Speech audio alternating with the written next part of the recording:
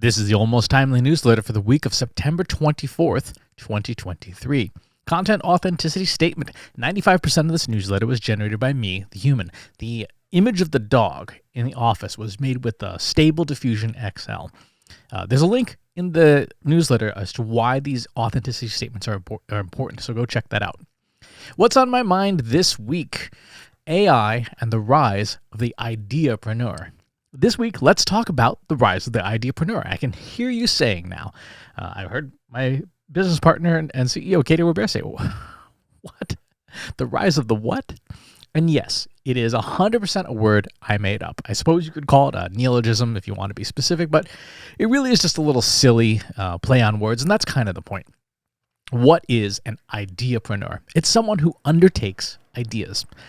To get all word nerd, the original term entrepreneur means to undertake an enterprise, from Latin's intra and prandra. Instead of undertaking enterprises, we're talking about undertaking ideas. Okay, and so here's why this has been on my mind all week. It's about, no surprise, generative AI, generative artificial intelligence. The technology of generative AI is no longer the differentiator for generative AI systems, right? Nearly everyone has access to some form of generative AI, be it big public models like GPT-4 and Palm 2, open source models like the Llama family, and all the interfaces we know and love: ChatGPT, Google Bard, Google's SGE, Claude, Microsoft Bing, and this week, Microsoft's announcements that Office Chat and Windows Chat will be ubiquitous in all its upcoming products. We also saw this week Bard and Bard Extensions launch, which puts generative AI in your inbox, in your Google Docs, your YouTube, and more. So technology and access to it is no longer a competitive advantage in any way. And by the way, when I say competitive advantage, I don't just mean at the corporate level. I mean at the personal level, you, right? I've said forever that AI will not take your job, and that's still true. AI will not take your job. A person who is skilled with AI will take the jobs, plural, of people who are not skilled with AI. So when we're talking about competitive advantage, that's specifically what I'm referring to, your ability to be competitive in the workforce. So, okay, technology is not the differentiator to let you be competitive. What about prompt engineering? There are definitely tips and tricks to prompt engineering that make it work better, faster, but here's the reality. If you're willing to have a conversation, a real conversation like you would with an intern, with generative AI systems, hence the chat in ChatGPT, you will get to the output you want sooner or later. Right? It may take a few tries, and it may not be as refined or as fast as someone who's got a little more experience with prompt engineering, but you'll get there. Now, that's not to say we should disregard prompt engineering entirely, but it's becoming less and less important over time as the AI models themselves get better at understanding us. There's a whole thing called reinforced learning with human feedback. That's exactly what it does. It learns more from us. For example, with Stable Diffusion, you used to have to write these really arcane prompts filled with weird buzzwords and put subjects, objects, and descriptors in a very specific order to get it to generate the image you wanted. With the newest version of its model, Stable Diffusion XL, you can now use much more natural-sounding prompts like a photo of a black and white pit bull wearing eyeglasses, sitting at a desk with a cup of coffee and typing on a MacBook Pro in an open office with the morning sun. Me just saying that out loud, you can probably visualize some version of that, right? That's not a particularly hard thing to visualize. It's not arcane in any way. It's just, it is a run-on sentence, but you could come up with a prompt like that pretty easily, right? Prompt engineering isn't your competitive advantage, not anymore. Even those people who are skilled at prompt engineering have to acknowledge what a rapidly moving target it is. Right? Prompts that worked yesterday, they deliver suboptimal results today. Every time a new version of a model comes out, prompts that work in one environment don't work as well in other environments. So prompt engineering is an important skill, but it's a skill that will be ubiquitous very shortly in the same way that, spreadsheet skills are ubiquitous today, comparatively. Okay, so access to tech won't differentiate you, and prompt engineering won't differentiate you. What will? Your ideas. Hence why I'm talking about the Ideapreneur. The quality of your ideas will differentiate you in the age of generative AI more than any other skill, because the limitation of bringing ideas to life, at least within knowledge work, is no longer skill. Right? Machines are capable of writing. They are capable of composing songs, creating images, motion pictures, analyzing maps, crunching spreadsheets, mimicking empathy and conversation. The list goes on and on of what machines can do, and that list is growing daily. Right? So skill, the ability to do stuff, is not a differentiator, right? But ideas are. Right? Machines have no agency. They have no innate sense of self. They have no self-motivation, no ability to simply decide to do something, right? A generative system like ChatGPT just sits there waiting for you to talk to it before it can take any kind of action. Your dog has more agency than an AI, right? Your dog will get up and wander around. Your cat will get up and wander around. Heck, a pet cockroach will do that. Machines don't. Machines can't. Not yet. So their output is contingent on their input. If you have no ideas, if you have no prompts, nothing to say, then the machines won't say anything either. There's no output of note or worth. Generative AI is no better than a word processor that you never type words into, or a spreadsheet you never enter any data into. Suppose you have ideas and they're all bad. Sorry. Generative AI follows the eternal axiom of computer science: garbage in, garbage out. If you ask it to write a blog post about B2B marketing with no other input, you're going to get a super generic, boring, unimaginative, non-creative output because your input was super generic, boring, unimaginative, and non-creative. Right? If you ask it to write a blog post with a huge list of specifics and background information and creative ideas, your ideas, it will generate something that is equally specific and creative. Why? Under the hood, large language models and diffusers are simply libraries of probability, right? And creativity is in many ways ideas and data that is low probability. Think about every corporate brainstorming session you've ever been to. A bunch of right? Most of them sucked, didn't they? Hey, innovate something. People are told with no guidance, and what these brainstorming sessions often come up with is the opposite of innovative. Why? Because in a situation like that, you're just drawing on your own libraries of probability, and in a group setting, it's even worse because there tends to be this monoculture where everyone has to have a sort of this shared agreement of what information and knowledge they're going to draw from. That's not the path to creativity, right? What makes you as an ideapreneur different? The ideapreneur is someone who has learned to harness and control their creativity, to generate better ideas, more ideas, faster ideas that they can then ask machines to bring to life. That is the differentiating skill, the X factor. Your ideas beget the machine's output, and the better your ideas are, the better the machine's output is. The better your ideas are, the better the machine's output is. This then begs the eternal question, okay, well, how do I become more creative? Right? You can't just say, oh, I'm going to be more creative now. It's not how that works. How do you generate more and better ideas so that you can be an ideapreneur? The answer to this question is fairly straightforward and simple, but not easy, because simple and easy are not the same thing. You have to know how creativity works.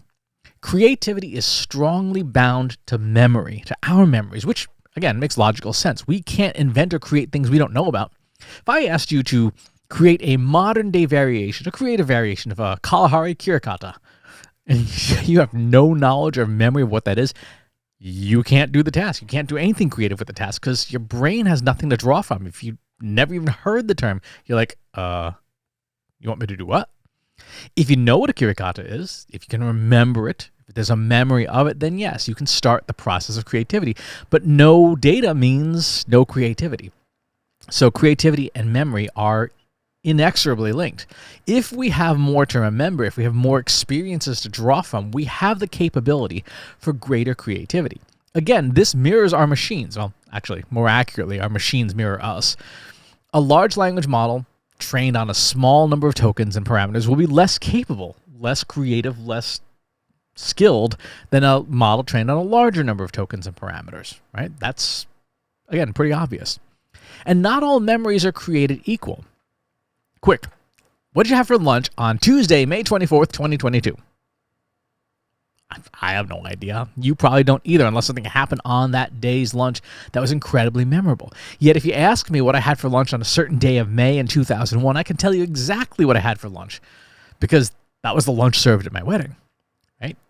Part of memory is emotion. The more emotional the memory in any capacity, good or bad, the better we remember it. And the better we remember it, the more likely it is to influence our future creativity because those memories pop to the surface faster. The second aspect of idea generation is disruption. We are creatures of habit, and as such, we tune out a tremendous amount of information. We simply no longer see or hear things that are customary and familiar. We do remember anomalies. We do remember the atypical, especially if there's also emotion involved. It's one of the reasons why vacations are so important. They break us out of routine and change our level of perception. In 2022, a meta-analysis of creativity by Courtney Gerver at her team at Penn State University found that semantic memory that associates concepts and meaning, was most strongly associated with creativity. Again, this is no surprise. If you understand concepts and how they link together, it makes it easier to be more creative, to generate more ideas. For example, if you've ever felt like the drive to get somewhere unfamiliar takes longer than the drive to get back, even when the driving time is identical, it's because your cognitive perceptions on the way are heightened. You're capturing a lot more information because you're not sure what is and isn't important. On the way back, you're storing much less because you've been that way at least once and you're headed back to familiar surroundings. You've linked your new understanding with your existing understanding in your semantic memory of where you are, and that helps you be more creative. So when it comes to being an ideapreneur, you have to take control of your idea generation processes. You have to put yourself in different circumstances, have different experiences, break up routines, and subject yourself to heightened emotional states so that you're capturing more information, associating with existing ideas, and making it available for creativity. Generative AI systems have access to massive amounts of information about humanity, like the world's largest library of ideas and concepts. If we want these systems to help us generate creative, inspiring, and differentiating outputs, we have to be the ones to feed them the ideas we want brought to life. Like a mirror, they can only reflect what is put in front of them. The faster you become the idea powerhouse, the ideapreneur in your organization, in your collective of friends and loved ones, in your associates, in your life, the more powerful an ally generative AI will be for you, and the more it will help differentiate you from everyone else in the competitive environment that we're in. All right, what else is happening this week? I recommend taking a look at the piece I did this week on open source language models and why they matter, because it's critically important to understand the implications of how AI can and cannot be regulated in the age of open source. Also did this week a live stream on setting up Google Business. So if that's something that is of interest to you, check out the link in the newsletter for that as well. I am booking a whole bunch of travel right now. I'm coming to Chicago and DC this week. I'll be back in DC at the end of October.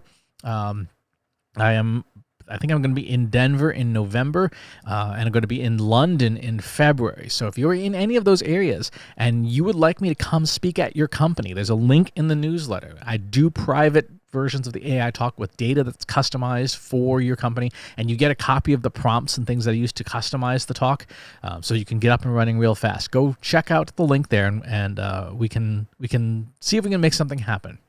In jobs this week, Marketing Director of Northern Europe at CrowdStrike, Sales Development Representative at EMEA at HackerOne, Senior Manager of Corporate Communications at Palo Alto Networks, Senior Manager of Marketing Analytics, and Senior Manager of Public Relations, all at Palo Alto. They're really hiring. Vertical Marketing Lead at Podium, and VP of Marketing EMEA at CrowdStrike. So lots and lots of senior managers and VPs and directors. So high up the food chain week for jobs, open jobs. In other news, we have Facebook officially embracing fake profiles, according to The Verge. We have Microsoft giving websites more control over content in Bing Chat. The top 50 B2B content marketing influencers for Content Marketing World, which is this week. I will be at Content Marketing World in DC towards the latter half of the week. I believe I'm there Thursday, and then like Friday. No, I'm there basically Thursday. So if you're there, come say hi.